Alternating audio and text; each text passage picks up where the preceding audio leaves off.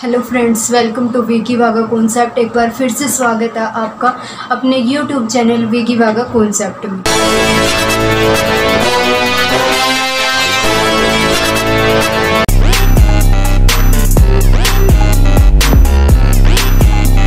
देखिए, हमने जो अपनी साइंस की सीरीज़ स्टार्ट करी थी उसमें सबसे पहले हमने क्वेश्चन किए हैं अपने बायोलॉजी के यानी कि जीव विज्ञान के।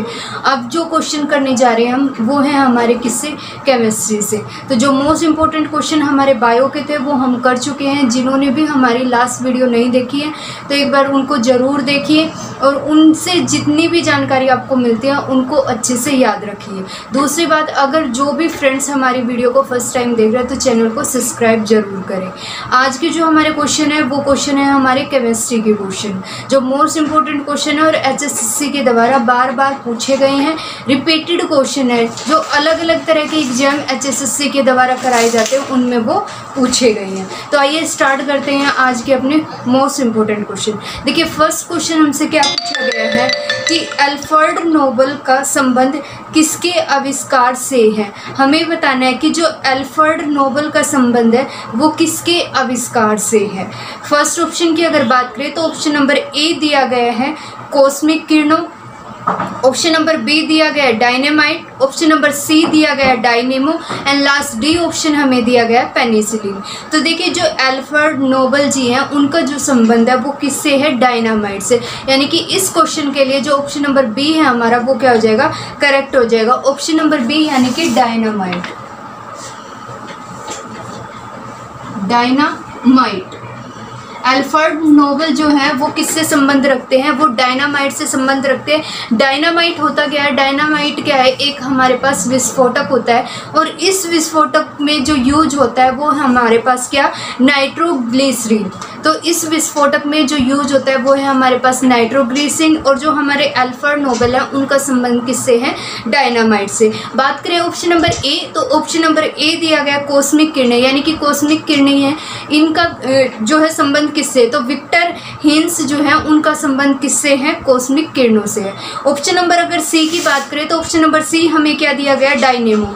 तो डायनेमो किससे संबंध रखती है, वो रखती है किससे, माइकल फेराडे से। तो माइकल जो फेराडे है वो किससे संबंध रखते हैं, डायनेमो से। और बात करें लास्ट डी ऑप्शन की, तो डी ऑप्शन जो हमारा क्या है, पेनिसिलिन। तो ये क्या है, हमारे अलेक्जेंडर जो है, फ्लेमिंग अलेक्जेंडर, वो इससे संबंध रखते हैं। तो इस क्वेश्चन के लिए जो करेक्ट आंसर हमारा क्या हो जाएगा, ऑप्शन नंबर बी यानी कि डायनामाइट। और ये जो मोस्ट इंपोर्टेंट क्वेश्चन है ये हमसे एचएसएससी कलरक 2016 मॉर्निंग शिफ्ट में पूछा गया है। बात करते हैं नेक्स्ट क्वेश्चन की।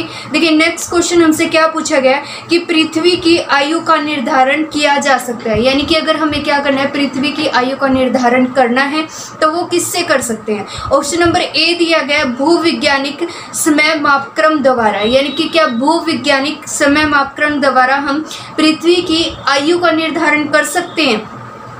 ऑप्शन नंबर बी दिया गया है जीवाश्म पद्धति द्वारा, कि क्या जीवाश्म पद्धति के द्वारा हम जो पृथ्वी की आयु का निर्धारण कर सकते हैं। ऑप्शन सी दिया गया हमें गुरुत्वीय पद्धति द्वारा एंड लास्ट डी ऑप्शन हमें दिया गया है रेडियोमेट्रिक काल निर्धारण द्वारा। तो इस क्वेश्चन के लिए यानी कि पृथ्वी की आयु का जो निर्धारण किया जाता है या किया जा सकता है तो वो किसके द्वारा किया जाता है, वो किया जाता है रेडियोमेट्रिक डेटिंग या फिर रेडियोमेट्रिक काल निर्धारण द्वारा किया जाता है। तो इस क्वेश्चन के लिए जो ऑप्शन नंबर डी है हमारा वो क्या हो जाएगा, बिल्कुल करेक्ट हो जाएगा। यानी कि रेडियोमेट्रिक डेटिंग काल निर्धारण जो है हमारा, निर्धारण के द्वारा हम क्या करते हैं, जो पृथ्वी है उसकी आयु का निर्धारण करते हैं। और इस विधि की खोज यानी कि जो हमारा रेडियोमेट्रिक काल है, इस विधि की खोज किसने की थी, वो की थी हमारे किसने, अर्नेस्ट रदरफोर्ड। यानी कि अर्नेस्ट रदरफोर्ड हैं, इन्होंने क्या किया था, जिस विधि के द्वारा हम क्या करते हैं, पृथ्वी की जो आयु होती है उसका निर्धारण करते, तो उस विधि का पता किन्होंने लगाया था, अर्नेस्ट रदरफोर्ड जी। उन्होंने क्या किया था, इस विधि का पता लगाया था। तो इस क्वेश्चन के लिए जो करेक्ट आंसर क्या हो जाएगा हमारा, ऑप्शन नंबर डी यानी कि रेडियोमेट्रिक काल निर्धारण द्वारा हम क्या करते हैं, पृथ्वी की आयु का निर्धारण करते हैं। और ये जो मोस्ट इंपोर्टेंट क्वेश्चन है ये हमसे पटवारी 2016 इवनिंग शिफ्ट में पूछा गया। बात करते हैं नेक्स्ट क्वेश्चन की। देखिए, नेक्स्ट क्वेश्चन हमसे क्या पूछा गया कि एटम बम का आविष्कार किसने किया। हमें बताना है कि जो एटम बम है उसका आविष्कार किसने किया। ऑप्शन की अगर अगर बात करें तो ऑप्शन ए दिया गया है ओटो आहन, ऑप्शन नंबर बी दिया गया है अल्बर्ट आइंस्टीन, ऑप्शन सी दिया गया है Edison and last D option हमें दिया गया है लॉर्ड रदरफोर्ड। यानी कि हमें बताना है कि जो एटम बम होता है उसका आविष्कार किसने किया था। इस क्वेश्चन के लिए जो करेक्ट आंसर होगा वो हमारा क्या हो जाएगा, ऑप्शन नंबर ए, यानी कि ओटो आहन जो है इनके द्वारा क्या किया गया था, एटम बम का आविष्कार किया गया था। और बात की जाए यानी कि इस क्वेश्चन के लिए करेक्ट आंसर क्या हो जाएगा हमारे पास, ऑप्शन नंबर ए, यानी कि ओटो आहन। क्या ओटो आहन जो थे इन्होंने क्या किया था, एटम बम जो था उसका आविष्कार किया था। तो ओटो आहन जो है ये क्या हो जाएगा हमारा करेक्ट आंसर हो जाएगा। बात करें option number B, option number B क्या दिया गया, Albert Einstein. Albert Einstein ji ने क्या किया था, सापेक्षता का जो सामान्य सिद्धांत है वो किन्होंने दिया था, वो दिया था हमारे अल्बर्ट आइंस्टीन ने। बात करें option number C, option number C क्या दिया गया है, एडिसन। इन्होंने क्या किया था, जो विद्युत बल्ब है उसका आविष्कार किया था। और बात करें ऑप्शन डी की, तो ऑप्शन डी दिया गया है लॉर्ड रदरफोर्ड। तो इन्होंने क्या किया था, जो परमाणु नाभिक होता है उसका आविष्कार किन्होंने किया था, लॉर्ड रदरफोर्ड। ये मोस्ट इंपॉर्टेंट क्वेश्चन है और इनके ऑप्शन जो हमें दिए गए वो भी मोस्ट इंपॉर्टेंट है। कई बार वो क्या करते हैं कि जो हमें ऑप्शन दिए जाते हैं उन्हीं से क्वेश्चन उठा लेते हैं। तो हमें क्या करना है, क्वेश्चन के साथ साथ जो भी आंसर दिए गए उनकी डिटेल भी अच्छे से लेनी है। और ये जो मोस्ट इंपॉर्टेंट क्वेश्चन है ये हरियाणा पुलिस मेल में 2016 इवनिंग शिफ्ट में हमसे पूछा गया। बात करते हैं नेक्स्ट क्वेश्चन की।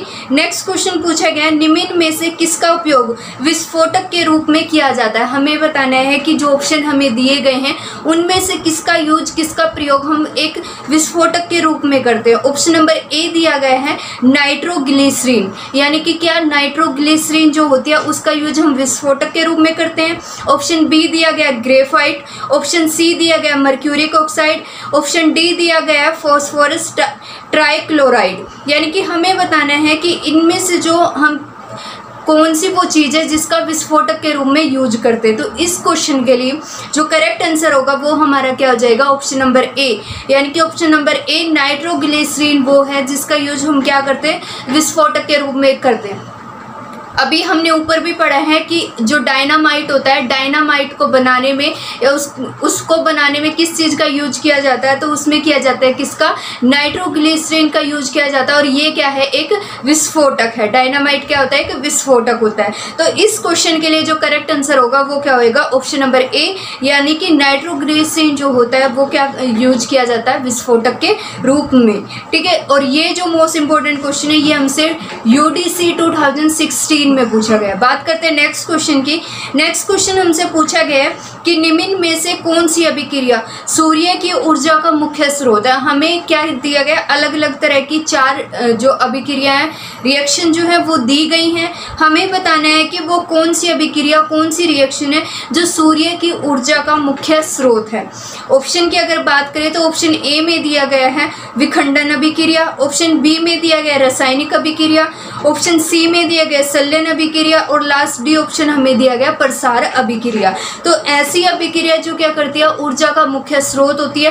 तो वो अभिक्रिया कौन सी होती है, वो होती है हमारे पास क्या, संलयन अभिक्रिया। इस क्वेश्चन के लिए जो करेक्ट आंसर होगा वो हमारा क्या हो जाएगा, ऑप्शन नंबर सी, यानी कि संलयन अभिक्रिया वो अभिक्रिया होती है जो क्या होती है, सूर्य की जो ऊर्जा होती है उसका उपयुक्त या मुख्य स्रोत होती है। इसमें मेनली होता क्या है कि जो हाइड्रोजन गैस होते हैं उसके जो अणु होते हैं वो आपस में मिलते हैं और मिलकर क्या बना देते हैं, हीलियम बना देते हैं, हीलियम गैस का निर्माण कर देते हैं। तो सेम यही क्या कहलाती है, हमारी संलयन अभिक्रिया। तो इस क्वेश्चन के लिए जो करेक्ट आंसर होगा वो हमारा क्या होगा, ऑप्शन नंबर सी, यानी कि संलयन अभिक्रिया। संलयन अभिक्रिया वो होती है जो क्या हमारी जो सूर्य होती है उसकी जो ऊर्जा होती है उसका मुख्य स्रोत है, यानी कि संलयन अभिक्रिया क्या है हमारी मोस्ट इंपॉर्टेंट है। तो ऑप्शन नंबर सी हमारा क्या हो जाएगा, करेक्ट आंसर हो जाएगा। और ये जो मोस्ट इंपॉर्टेंट क्वेश्चन है ये हमसे TGT इंग्लिश 2016 मेवात में पूछा गया है। बात करते हैं नेक्स्ट क्वेश्चन की। नेक्स्ट क्वेश्चन हमसे पूछा गया है एक्स किरण अक्षेत्र किसके बीच पड़ता है। हमें बताना है कि जो एक्स किरण अक्षेत्र होता है वो किन किन के बीच में पड़ता है। ऑप्शन की अगर बात करें तो ऑप्शन नंबर ए दिया गया है लघु रेडियो तरंग और दृश्य अक्षेत्र, यानी कि क्या लघु रेडियो तरंग और दृश्य अक्षेत्र होता है उनके बीच में एक्सरे किरण अक्षेत्र होता है। ऑप्शन नंबर बी दिया गया दृश्य और पराबैंगनी अक्षेत्र, कि क्या दृश्य और पराबैंगनी अक्षेत्र के बीच में एक्सरे किरण अक्षेत्र होती है। ऑप्शन सी दिया गया है गामा और पराबैंगनी अक्षेत्र। एंड लास्ट डी ऑप्शन हमें क्या दिया गया लघु रेडियो तरंग और पराबैंगनी अक्षेत्र। तो देखिए जो एक्सरे किरण अक्षेत्र होती है वो किन के बीच में पड़ती है, वो पड़ती है गामा और पराबैंगनी जो किरणें होती है उनके बीच में पड़ती है। तो इस क्वेश्चन के लिए जो करेक्ट आंसर होगा वो हमारा क्या हो जाएगा ऑप्शन नंबर सी, यानी कि गामा और पराबैंगनी का जो अक्षेत्र होता है उनके बीच में क्या होती है एक्सरे किरण अक्षेत्र पड़ती है। और अगर इनकी पावर की बात की जाए तो ये हमारे पास क्या होती है 10:9 10:7 हर्ट्ज तक इनकी क्या होती है पावर होती है। तो ये भी आपको याद रखनी है। तो एक्सरे जो किरण अक्षेत्र है वो किसके बीच में पड़ता है गामा और पराबैंगनी के बीच में पड़ता है। इस क्वेश्चन के लिए करेक्ट आंसर क्या हो जाएगा ऑप्शन नंबर सी हो जाएगा। और ये जो मोस्ट इंपॉर्टेंट क्वेश्चन है ये हमसे टीजीटी साइंस 2016 में पूछा गया। बात करते हैं नेक्स्ट क्वेश्चन की। नेक्स्ट क्वेश्चन हमसे पूछा गया है कि एक नाभिक अभिक्रिया जहां एक परमाणु का नाभिक अपेक्षाकृत छोटे भागों में द्विविभाजित होती है कहलाती है। यानी कि एक नाभिक अभिक्रिया हमें बतानी है जिसमें क्या होता है हमारे पास कि कोई एक नाभिक होगा और वो क्या होगा द्विविभाजित, यानी कि दो भागों में बट जाएगा, तो वो क्या कहलाता है। ऑप्शन की अगर बात करें तो ऑप्शन नंबर ए दिया गया है नाभिकीय संघनन, ऑप्शन बी दिया गया संयोजन नाभिकीय संयोजन, ऑप्शन नंबर सी दिया गया है नाभिकीय विखंडन एंड लास्ट डी ऑप्शन हमें दिया गया है नाभिकीय। तो यानी कि एक ऐसी अभिक्रिया जिसमें नाभिक क्या होता है टूटकर दो विभाजित हो जाता है, यानी कि दो भागों में बट जाता है, तो वो अभिक्रिया क्या कहलाती है, तो वो कहलाती है हमारे पास नाभिकीय विखंडन। इस क्वेश्चन के लिए जो करेक्ट आंसर हो जाएगा वो क्या होगा हमारे पास ऑप्शन नंबर सी, यानी कि नाभिकीय विखंडन एक वो अभिक्रिया होती है जिसमें क्या होता है एक नाभिक जो है द्विविभाजित यानी कि दो भागों में बट जाता है। और जो परमाणु बम और रिएक्टर जो होते हैं वो इसी यानी कि इसी विधि पर वो क्या होते हैं बेस होते हैं। तो इस क्वेश्चन के लिए करेक्ट आंसर हमारा क्या हो जाएगा ऑप्शन नंबर सी, यानी कि नाभिकीय विखंडन जो है वो विधि है जिससे नाभिक क्या होता है द्विविभाजित होता है। और ये जो मोस्ट इंपॉर्टेंट क्वेश्चन है ये हमसे MPHW फीमेल में पूछा गया।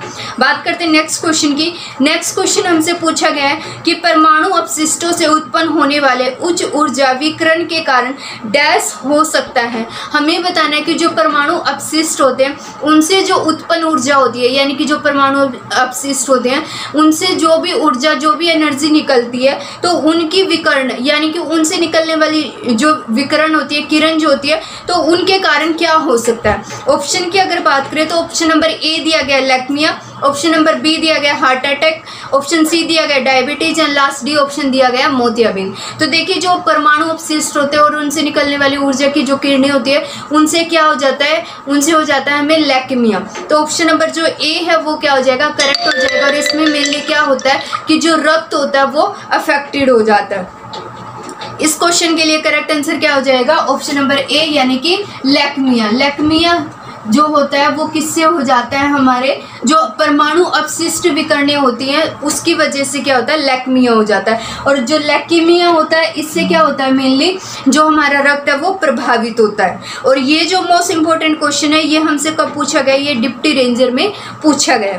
बात करते हैं नेक्स्ट क्वेश्चन की। नेक्स्ट क्वेश्चन हमसे पूछा गया है कि प्राकृतिक विघटनाभिक तत्व का परमाणु क्रमांक डैश होता है। पूछा गया है कि जो प्राकृतिक विघटनाभिक तत्व होते हैं उनका जो परमाणु क्रमांक होता है वो कितना होता है। ऑप्शन की अगर बात करें तो ऑप्शन ए दिया गया 82 से अधिक यानी कि 82 से अधिक, ऑप्शन नंबर बी दिया गया परिभाषित नहीं, ऑप्शन सी दिया गया कम से कम 80 और लास्ट डी ऑप्शन दिया गया 80 से कम। तो देखिए जो प्राकृतिक विघटन नाभिक होते हैं उनका जो परमाणु क्रमांक होता है वो लगभग क्या होता है 82 से अधिक होता है। यानी कि इस क्वेश्चन के लिए जो करेक्ट आंसर होगा वो हमारा क्या हो जाएगा ऑप्शन नंबर ए, यानी कि 82 या 82 से अधिक जो है वो प्राकृतिक विघटन नाभिक का परमाणु क्रमांक होता है। और ये जो मोस्ट इंपॉर्टेंट क्वेश्चन है ये हमसे डिप्टी रेंजर मॉर्निंग शिफ्ट में पूछा गया।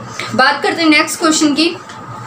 नेक्स्ट क्वेश्चन हमसे क्या पूछा गया है कि रेडियोधर्मी पदार्थों से क्या नहीं निकलती है। हमें बताने है कि जो रेडियोधर्मी पदार्थ होते हैं उनसे क्या नहीं निकलती हैं। ऑप्शन की अगर बात करें तो ऑप्शन नंबर ए दिया गया बीटा किरणें, ऑप्शन बी दिया गया गामा किरणें, ऑप्शन सी दिया गया आपतित किरणें और लास्ट डी ऑप्शन दिया गया अल्फा किरणें। तो देखिए जो रेडियोधर्मी हमारे पास पदार्थ होते हैं उनसे कौन सी जो है नहीं निकलती है, तो वो किरणें क्या है हमारे पास आपतित किरणें। इस क्वेश्चन के लिए जो करेक्ट आंसर होगा वो हमारा क्या हो जाएगा ऑप्शन नंबर सी, यानी कि आपतित किरणें वो किरणें होती है जो रेडियोधर्मी पदार्थ होते हैं उनसे नहीं निकलती हैं। आपतित किरणें वो होती है जो क्या करती है एक स्थान से टकराकर दूसरी जगह चली जाती है, अपने रास्ते से अलग हो जाती है। तो इस तरीके से क्या होती है आपतित किरणें होती है। इस क्वेश्चन के लिए जो करेक्ट आंसर हो जाएगा वो होगा हमारा क्या ऑप्शन नंबर सी, यानी कि जो रेडियोधर्मी पदार्थ होते हैं उनसे आपतित किरणें नहीं निकलती हैं। और ये जो मोस्ट इंपॉर्टेंट क्वेश्चन है ये हमसे अकाउंटेंट लोकल बॉडीज डिपार्टमेंट में पूछा गया। बात करते हैं नेक्स्ट क्वेश्चन की। नेक्स्ट क्वेश्चन हमसे पूछा गया है कि निम्न में से नाभिकीय विखंडन विधि की श्रेणी क्रिया में न्यूट्रॉन को अवशोषित करने के लिए क्या प्रयोग किया जाता है। हमें बताना है कि जो नाभिकीय विखंडन की अभिक्रिया होती है, विधि जो होती है, उसमें क्या किया जाता है, न्यूट्रॉन को अवशोषित किया जाता है। तो हमें बताना है कि न्यूट्रॉन को अवशोषित करने के लिए किस चीज़ का प्रयोग किया जाता है। ऑप्शन की अगर बात करें, ऑप्शन ए दिया गया बोरॉन, ऑप्शन बी दिया गया भारी जल, ऑप्शन सी दिया गया यूरेनियम और लास्ट डी ऑप्शन दिया गया है प्लूटोनियम। तो इस क्वेश्चन के लिए करेक्ट आंसर क्या हो जाएगा हमारे पास ऑप्शन नंबर ए, यानी कि बोरॉन। तो न्यूट्रॉन को अवशोषित करने के लिए क्या यूज किया जाता है, बोरॉन का यूज किया जाता है और साथ में कैडमियम का भी यूज किया जाता है। तो क्वेश्चन के लिए करेक्ट आंसर क्या हो जाएगा ऑप्शन नंबर ए, यानी कि बोरॉन। और ये जो मोस्ट इंपॉर्टेंट क्वेश्चन है हमारा, ये हमसे पूछा गया है HSSC JEE में पूछा गया है। तो सो फ्रेंड्स ये थे आज के हमारे most important question. I hope सारे क्वेश्चंस आपको क्लियर हो चुके होंगे। और जो भी फ्रेंड्स हमारी वीडियो को फर्स्ट टाइम देख रहे हैं तो वो चैनल को सब्सक्राइब कर ले ताकि हमारी जो भी वीडियो अपलोड हो उसकी नोटिफिकेशन मिल सके आपको सबसे पहले। तो thank you so much video को पूरा देखने के लिए। चैनल को सब्सक्राइब करें, शेयर करें एंड कमेंट करके ज़रूर बताएं कि आपको कैसे लगी। Thank you so much.